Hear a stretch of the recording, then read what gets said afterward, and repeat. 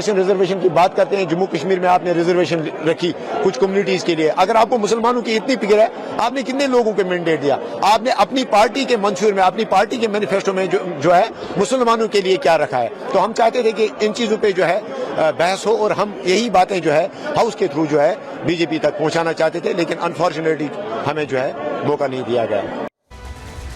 ये अपनी राजनीति के लिए हो हंगामा करते रहे, लेकिन स्पीकर ने क्लास लगा दी। स्पीकर ने बता दिया कि ये बिल्कुल वैलिड नहीं हुआ। क्या आप समझिए, स्पीकर ने स्थगन प्रस्ताव को नामंजूर कर दिया, इनकार कर दिया उसे मानने से। स्पीकर अब्दुल रहीम राथर ने इसके पीछे की वजह भी बताई। उन्होंने रीजन बताया और उस हिसाब से उसे नामंजूर किया है। वक्फ संशोधन कानून अब सुप्रीम कोर्ट में विचाराधीन है, क्योंकि बहुत सारी याचिकाएं जा चुकी हैं। जो मुद्दा कोर्ट में है उस पर स्थगन नहीं लाया जाता, यह क्लियर कर दिया उन्होंने, एकदम क्लियर कर दिया। और कहा नियम 56 और 58 का हवाला देते हुए कि यह स्थगन नामंजूर किया जाता है, क्योंकि ये सही तरीके से नहीं है। इस चीज को लेकर पूरी क्लैरिटी उन्होंने दी, लेकिन पीडीपी भी क्योंकि इसमें शामिल हो गई और पीडीपी ने इसमें फायदा अपना देखते हुए सरकार पर सवाल खड़े कर दिए। क्या कहा पीडीपी ने, कैसे एक राजनीतिक मौका पीडीपी ने इसे इस बात को भी बना लिया, जरा समझिए आप। पीडीपी प्रमुख एनसी और स्पीकर पर निशाना साधती दिखी। उन्होंने कहा कि बेहद निराशाजनक है कि अध्यक्ष ने प्रस्ताव खारिज कर दिया। मजबूत जनादेश के बावजूद सरकार फेल है, सरकार पर फेल होने का आरोप लगा दिया। सरकार बीजेपी के मुस्लिम विरोधी एजेंडे के आगे झुक गई है। एनसी दोनों पक्षों को खुश करने की कोशिश करे, क्योंकि एनसी सत्ताधारी दल है, तो ऐसे में उन पर भी प्रश्न किया। एनसी तमिलनाडु की सरकार से सीख ले सकती है, जिसने वक्फ विधेयक का दृढ़ता से विरोध किया। जम्मू कश्मीर एकमात्र मुस्लिम बाहुल्य क्षेत्र है, ये बात भी महबूबा मुफ्ती ने की। ये पहले उन्होंने ट्वीट किया और उसके बाद उन्होंने प्रेस कॉन्फ्रेंस भी की। प्रेस कॉन्फ्रेंस में उन्होंने क्या कहा है, सुनिए। आरसी को लाके बीजेपी सरकार ने यहाँ के जो मुसलमान रहने वाले हैं उनकी शहरियत पे एक सवाल उठाया है कि अब पहले उनको ये साबित करना पड़ता था मेरा दादा परदादा वो जी इस मुल्क का रहने वाला था, और अब जो दूसरा उन्होंने बिल अमेंडमेंट लाया वक्फ में, तो उससे हिंदुस्तान के मुसलमानों को अब अपने कब्रिस्तान की भी ज़मानत देनी पड़ेगी कि मेरा बाप, मेरा दादा, मेरा परदादा इस कब्रिस्तान में था।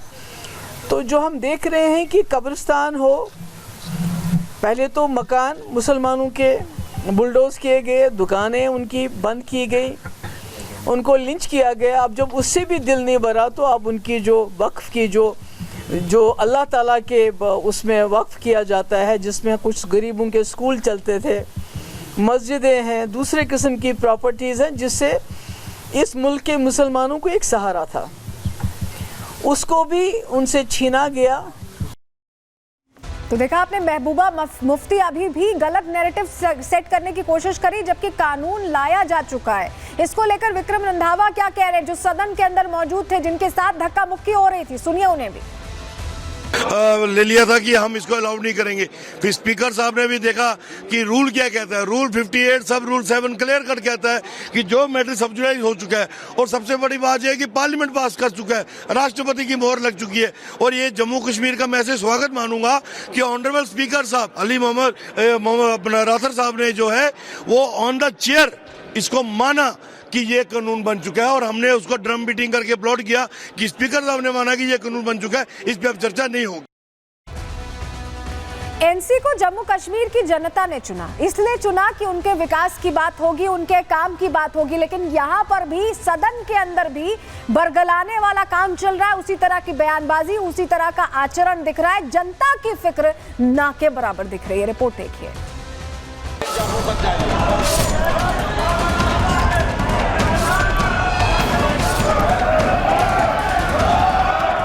वक्फ संशोधन बिल पर संसद के बाद राष्ट्रपति ने भी मुहर लगा दी है, जिसके बाद अब वक्फ बोर्ड संशोधन कानून 2025 बन गया है।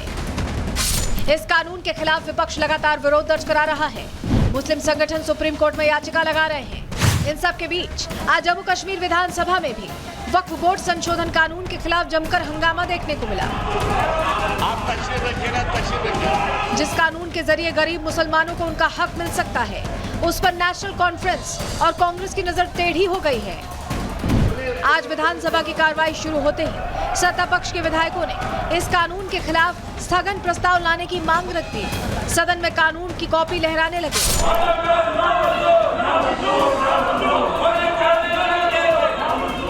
जो कानून गरीब मुस्लिमों को उनका हक दिला सकता है, वो कानून ना तो कांग्रेस को मंजूर है और ना ही सत्ता में बैठे उमर अब्दुल्ला को।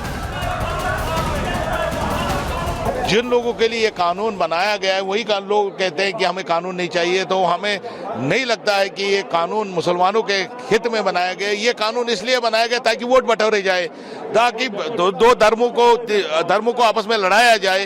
तो हम इस तब तक हाउस चलने नहीं देंगे जब तक न एडजॉर्न करके इस पे बहस होगी। हमारी नज़र में, सीपीएम की नज़र में, ये सरीहन जो डेमोक्रेटिक राइट्स है, कॉन्स्टिट्यूशनल राइट्स है एक कम्युनिटी के, ये उन पर एक असॉल्ट है।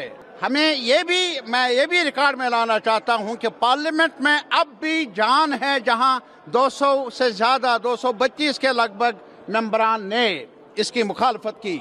हमने एक साथ रहना है। आज असेंबली में एडजर्नमेंट मोशन पेश हुई, स्पीकर साहब का ऐलान आपने सुना, लेकिन तब भी मेरी राय ये है, मैं हर पक्ष के लोगों से यही अपील कर लूंगा, ये मुद्दा हम सब के लिए जरूरी है, बहस होनी चाहिए। वक्फ बोर्ड संशोधन कानून बकायदा देश की संसद से पास हुआ है। संवैधानिक कसौटी पर खरा उतरने के बाद ही राष्ट्रपति से मंजूरी मिली है। बावजूद इसके पूरा विपक्ष संवैधानिक प्रक्रिया का न सिर्फ अपमान कर रहा है, बल्कि वक्फ की मनमानी को बचाने के लिए जम्मू कश्मीर की जनता का हक भी मार रहा है।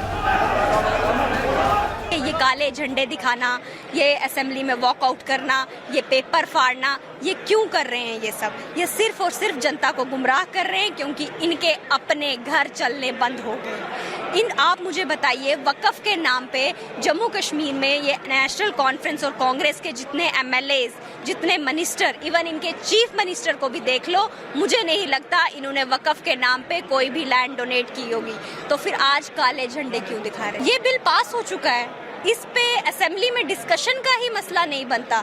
हम जम्मू कश्मीर के मसले हल करने के लिए यहाँ पे बैठे हैं। हमारे केंद्रीय गृह मंत्री इतने जम्मू कश्मीर को लेके, जम्मू कश्मीर की इकोनॉमी बूस्ट हो, जम्मू कश्मीर जो है वो टूरिज्म मैप पे लाया जाए, जम्मू कश्मीर को आईटी हब बनाया जाए, जम्मू कश्मीर में नई इंडस्ट्रीज लगाए जाए, जम्मू कश्मीर में नए होटल्स खोले जाएं, जम्मू कश्मीर के युवाओं को रोजगार मिले, वो इन सब चीज़ों को लेके काम करना चाहते हैं। लेकिन यहाँ के चीफ मिनिस्टर की नॉन सीरियसनेस देखिए, वो तो इन सब चीजों पे बात ही नहीं करना चाहते। वो जम्मू कश्मीर को पहले भी गुमराह करते थे, कांग्रेस और नेशनल कॉन्फ्रेंस ने मिलकर पहले भी गुमराह किया है, आज भी गुमराह कर रहे हैं।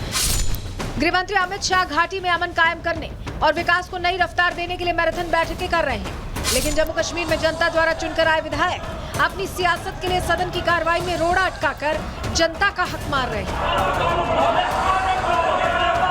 स्पीकर ने साफ कह दिया है कि मामला सुप्रीम कोर्ट में है और ऐसे में स्थगन प्रस्ताव का ना तो नियम है और ना ही इस पर चर्चा की कोई जरूरत। बावजूद इसके सत्ता पक्ष घाटी की जनता को बरगलाने का काम कर रहा है। Bureau report, Republic Bharat.